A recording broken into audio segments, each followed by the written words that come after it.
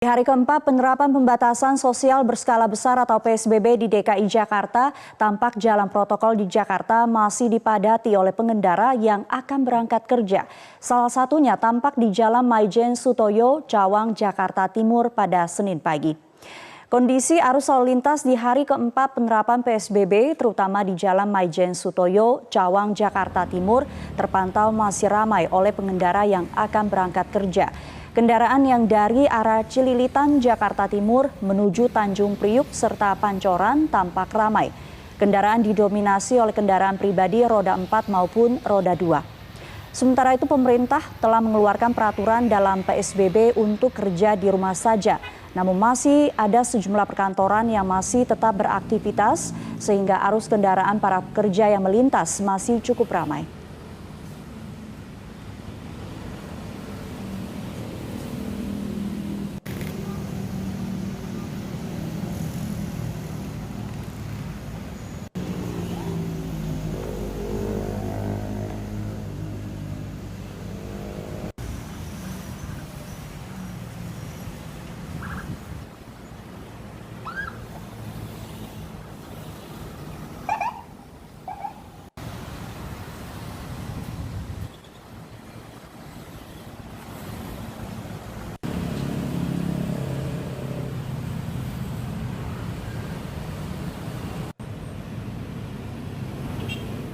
Memasuki hari keempat pembatasan sosial berskala besar di wilayah DKI Jakarta, mulai hari ini pihak kepolisian akan menindak tegas para pengemudi yang melanggar protokol PSBB, khususnya aturan moda transportasi. Informasi selengkapnya akan disampaikan beberapa rekan kami dari beberapa lokasi. Glory Nata dari Checkpoint Pangkalan Jati, Jakarta Timur, Sisilia Sinabariba di Tangerang Selatan, Banten, dan Yusrin Zata di kawasan Depok, Jawa Barat. Kita akan ke Glory Nata terlebih dahulu. Glory, bagaimana pantauan Anda di Pangkalan Jati, Jakarta di hari keempat penerapan PSBB? Penerapan pembatasan sosial berskala besar di wilayah Jakarta ini, suasana arus lalu lintas di Pangkalan Jati, Jakarta Timur saat ini cukup dibilang ramai atau ramai lancar. Terlihat bahwa masyarakat masih banyak yang beraktivitas di luar rumah. Ini merupakan dampak dari penerapan PSBB khususnya di bidang moda transportasi. Kemudian juga di belakang saya ini terlihat keramaian karena ada kunjungan dari Wali Kota Jakarta Timur beserta juga dari Koramil Duren Sawit. Selain itu juga sejak tadi pagi hingga siang tadi para polisi sudah sempat ada yang memberhentikan para pengemudi, di mana para pengemudi tersebut kebanyakan melanggar karena tidak memakai masker. Kemudian juga para polisi meminta pengemudi yang tidak memakai masker untuk putar balik ke arah Bekasi dan dilarang untuk memasuki kawasan DKI Jakarta.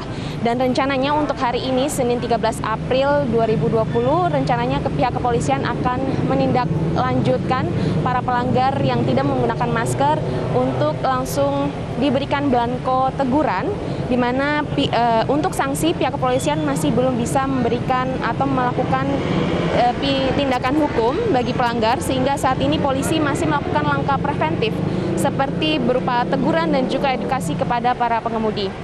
Di mana Sumi yang perlu diperhatikan bagi para pengemudi adalah aturan transportasi selama PSBB ini untuk roda 2 dihimbau kepada para pengemudi untuk selalu menggunakan masker. Hal ini juga tertuang dalam Pergub nomor 33 tahun 2020. Selain itu untuk roda 4 dihimbau kepada para pengemudi untuk memperhatikan jumlah dan juga posisi penumpang di dalam mobil, di mana ada pembatasan jumlah penumpang 50% dari kapasitas mobil aslinya. Jika mobil Anda terisi penuh 6, maka selama PSBB ini hanya bisa diisi oleh 3 orang, sedangkan untuk posisi di kursi depan hanya boleh diisi oleh supir saja. Sumi. Ya, Glory, setelah Kementerian Perhubungan mengeluarkan aturan yang memperbolehkan ojek online untuk mengangkut penumpang, bagaimana pantauan aktivitas ojek online yang ada di lokasi yang saat Anda berada? Sumi, menurut pantauan saya sejak tadi pagi hingga siang ini, memang tidak ada satupun ojek online atau angkutan umum yang mengangkut para penumpang, karena memang mengacu kepada peraturan pemerintah, kemudian peraturan gubernur dan juga peraturan Menteri Kesehatan yang melarang ojek online atau roda 2 untuk mengangkut penumpang karena hanya boleh mengangkut barang saja. Namun memang ada ketidakselarasan antara Permenkes dengan Permenhub ini terkait dengan aturan tersebut. Maka dari itu masyarakat saat ini masih menunggu apakah keputusan dari pemerintah pusat terkait dengan apakah ojol boleh mengangkut penumpang. Selain itu juga dihimbau kepada masyarakat untuk selalu mengenakan masker dan meminimalisir kegiatan di luar rumah. Demikian Sumi yang dapat saya sampaikan dan berikut. Baik, terima kasih Glory. Kita beralih ke Sisilia di Tangerang Selatan. Sisilia, jelang penerapan PSBB, bagaimana pantauan kondisi terkini di Tangerang Selatan? Ya, Sumi, jika di kawasan DKI Jakarta hari ini merupakan hari keempat pelaksanaan PSBB untuk di kawasan Tangerang Raya termasuk kota Tangerang Selatan, baru saja disetujui oleh pihak Kementerian Kesehatan untuk penerapan PSBB, namun belum diterapkan hari ini karena masih akan dibahas lebih lanjut bersama dengan Gubernur Banten pada pukul 13.00 waktu Indonesia Barat nanti di Pendopo Kabupaten Tangerang, yang juga akan dihadiri oleh Wali Kota Tangerang Selatan, kemudian ada Wali Kota Tangerang dan juga Bupati Tangerang. Artinya masih akan ditentukan kapan waktu penerapan PSBB ini pasca disetujui oleh pihak Kementerian Kesehatan. Namun berdasarkan pantauan kami sejak pagi tadi di kawasan Kota Tangerang Selatan, tepatnya di kawasan Ciputat, untuk arus lalu lintas masih berjalan normal dan lancar, bahkan cenderung sepi karena sebagian besar masyarakat juga sudah menerapkan work from home atau bekerja dari rumah.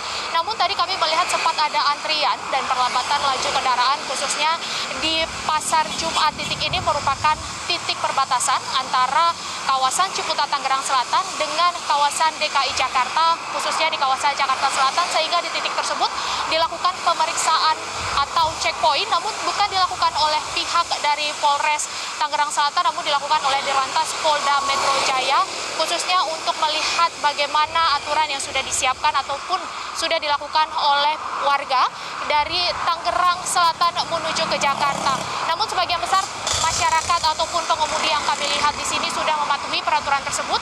Para pengendara sepeda motor sudah menggunakan masker, sementara pengemudi yang menggunakan mobil juga sudah menerapkan aturan untuk tidak membawa penumpang dan duduk di bagian supir, namun duduk di bagian kursi belakang. Sumi. Ya, Sisilia, lalu bagaimana kesiapan pemerintah daerah khususnya Tangerang Selatan terkait dengan penerapan PSBB yang hingga saat ini belum ditentukan waktunya? Ya, Sumi, meski PSBB belum ditentukan waktunya kapan akan diterapkan, namun pihak dari pemerintah Kota Tangerang Selatan sudah menyiapkan berbagai skema dan juga persiapan serta antisipasi terkait dengan pelaksanaan PSBB ini. Tadi melalui sambungan telepon kami sempat berbincang dengan Wakil Wali Kota Tangerang Selatan Benyamin yang mengungkapkan bahwa nanti dalam pembahasan bersama dengan Gubernur dan sejumlah kepala daerah yang berada di kawasan Tangerang Raya akan dibahas mengenai teknis pelaksanaan PSBB, termasuk tahapan-tahapannya dan juga apa saja aturan-aturan yang akan diatur, yang diperbolehkan dilakukan oleh masyarakat dan tidak diperbolehkan, serta aturan yang akan dikenakan kepada masyarakat yang melanggar arahan yang diberikan pemerintah. Selain itu, pihak pemerintah Kota Tangerang Selatan juga terus melakukan sosialisasi kepada masyarakat, baik itu terkait dengan PSBB maupun terkait dengan arahan lainnya untuk mencegah dan memutus potensi penyebaran COVID-19 di kawasan Tangerang Selatan.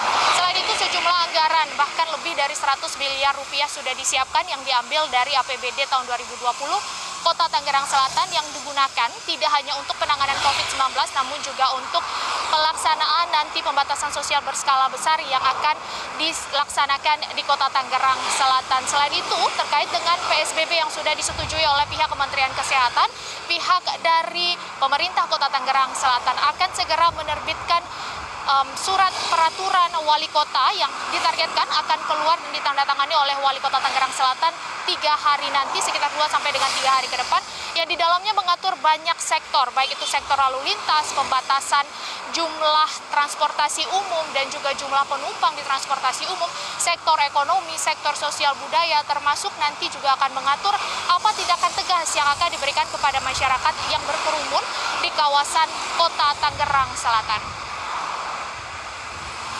Sumi, kembali ke Anda di studio.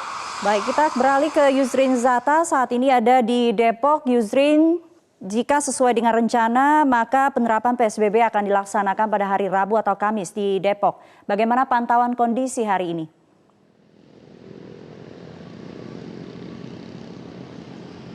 Ya Sumi, saat ini saya sedang berada di kawasan Jalan Layang atau flyover Universitas Indonesia Kota Depok, Jawa Barat, di mana saat ini bisa dilihat lalu lintas di sekitar kawasan flyover UI. Ini sejak tadi memang terlihat ramai dan cenderung padat begitu. Sejumlah kendaraan ini melintas di kawasan ini yang didominasi memang kendaraan pribadi, baik itu mobil maupun motor. Juga tadi kami melihat sejumlah kendaraan umum atau angkutan umum yang melintas di sini. Bisa dilihat di belakang saya, jika petugas kepolisian ini memang sudah melakukan sosialisasi dan juga siaga untuk menindak para pelanggar-pelanggar pengendara yang melintas di sini, yang tentunya ini ada beberapa memang yang digarisbawahi dalam proses penindakan dari pembatasan sosial berskala besar ini, yaitu seperti pemakaian masker yang merupakan wajib begitu dipakai oleh para pengendara yang melintas di kawasan ini. Dan jika ada pengendara yang tidak memakai masker ini, maka diimbau atau diarahkan untuk membeli masker, yang memang sudah ada beberapa penjajah masker juga yang sudah bersiaga di kawasan ini untuk berjaga-jaga jika ada penumpang atau pengendara yang tidak memakai masker. Kemudian satu hal lagi yang menjadi perhatian para petugas di sini saat melakukan patroli atau sosialisasi adalah pembatasan penumpang yang ada dalam kendaraan. Sesuai dengan aturan yang berlaku, jika kendaraan ini dibatasi kapasitasnya adalah 50% dari kapasitas dari kendaraan tersebut. Dan sejak tadi ini memang sudah ada beberapa kendaraan yang memang diarahkan untuk kemudian diberhentikan begitu, untuk penumpangnya ini dipindahkan tempat duduk ke belakang misalnya, atau jika ada penumpang atau mobil yang melebihi kapasitas dari kendaraannya ini diarahkan untuk memutar balik. Dan sejak tadi ini terhitung sejak pagi tadi sudah ada sekitar 30 pelanggar, di mana didominasi dengan pengendara atau pengemudi yang tidak mengenakan masker. Sumi. Ya, Yusrin, jelang penerapan PSBB, Anda tadi juga memantau kondisi di stasiun komuter lain Depok. Seperti apa? Apakah masih ramai penumpang?